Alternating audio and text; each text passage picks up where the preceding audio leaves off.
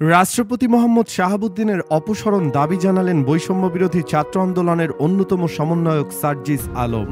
সম্প্রতি নিজের verified Facebook page থেকে তিনি এ বিষয়টি নিয়ে একটি পোস্ট দিয়েছেন।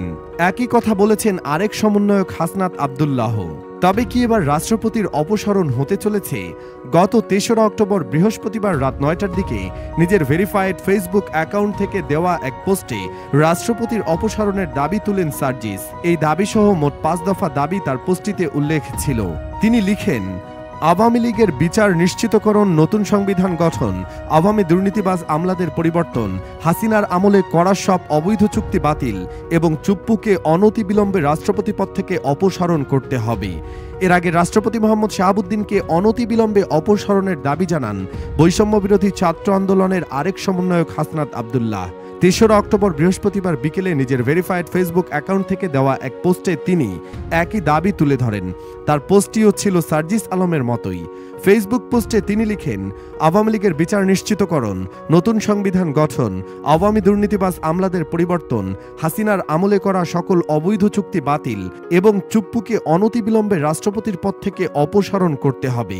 উল্লেখ্য, বিগত আওয়ামী লীগ সরকারের মনোনয়নে ২০২৩ সালের ২৪ এপ্রিল বাংলাদেশের ২২তম রাষ্ট্রপতি হিসেবে শপথ নেন মোহাম্মদ শাহাবুদ্দিন। একসময় তিনি ছিলেন দুদকের কমিশনার। সে সময় মোহাম্মদ শাহাবুদ্দিন চুপ্পু নামে তিনি সংবাদ মাধ্যমে কলাম লিখলেও রাষ্ট্রপতি হওয়ার পর আর চুপ্পু নামটি দাপ্তরিক কাজে ব্যবহার করা হয় না। গত ৫ আগস্ট গণ অভ্যুত্থানের মুখে দেশ ছেড়ে ভারতে পালিয়ে যান সাবেক স্বৈরাচারী প্রধানমন্ত্রী শেখ হাসিনা। এতে পতন হয় আওয়ামী লীগ সরকারের। ডক্টর মোহাম্মদ ইউনূসকে প্রধান উপদেষ্টা করে গত ৮ই আগস্ট গঠিত হয় অন্তর্বর্তীকালীন সরকার। পরদিন সংসদ বিলুপ্ত করেন রাষ্ট্রপতি। ৮ আগস্ট ডক্টর মোহাম্মদ ইউনূসকে প্রধান করে গঠিত অন্তর্বর্তী সরকার রাষ্ট্রপতির কাছে শপথ গ্রহণ করেন। এর আগে রাষ্ট্রপতি মোহাম্মদ শাহাবুদ্দিনের অপসারণের দাবি জানিয়েছিলেন সিটিজেন্স রাইটস মুভমেন্ট নামের একটি অরাজনৈতিক সংগঠন।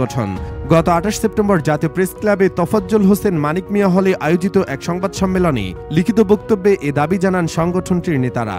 সেদিন ১৭টি দাবি জানানো হয়, যার মধ্যে তৃতীয় দাবিটি ছিল পতিত সরকারের নিয়োগকৃত রাষ্ট্রপতি মোহাম্মদ শাহাবুদ্দিন চুপ্পুকে অপসারণ করতে হবে। এদিকে গণ অধিকার পরিষদের সাধারণ সম্পাদক মোহাম্মদ রাশেদ খানের ডিসি নিয়োগে ২ জন সমন্বয়ক জড়িতর বক্তব্যের জেরে গত ৩০ সেপ্টেম্বর রাতে ফেসবুকে একটি পোস্ট দেন সার্জিস আলম। ওই পোস্টে তিনি লিখেন, আজকে একটি প্রোগ্রামে দেখলাম গণ অধিকার পরিষদের রাশেদ খান বললেন, সমকাল পত্রিকায় নাকি নিউজ হয়েছে ২ জন সমন্বয়ক ডিসি নিয়োগের সাথে জড়িত। নাম সার্জিস আর হাসনাত। অলরেডি আওয়ামী লীগের পুনর্বাসন প্রক্রিয়া নাকি ডিসি নিয়োগের মাধ্যমে শুরু হয়ে গেছে। ৬৪ জেলার মধ্যে ৫৬ জেলার ডিসি নাকি তারা নিয়োগ দিয়েছে। এরপর সার্জিস আলম বলেন, এ সংক্রান্ত কোনো সংবাদ তিনি সমকাল পত্রিকায় খুঁজে পাননি।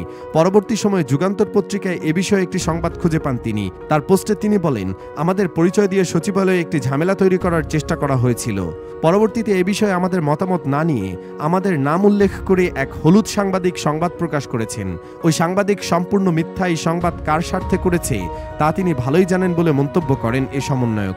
সার্জিস আরও উল্লেখ করেন, সমন্বয়কদের নাম ব্যবহার করে মিথ্যা সংবাদ প্রকাশ করার পরদিনই ওই পত্রিকা দুঃখ প্রকাশ করে সংবাদ প্রকাশ করে, কিন্তু সেটা মানুষের চোখে পড়েনি, কারণ ওই মানুষগুলো প্রকৃতপক্ষে পক্ষপাত দুষ্ট।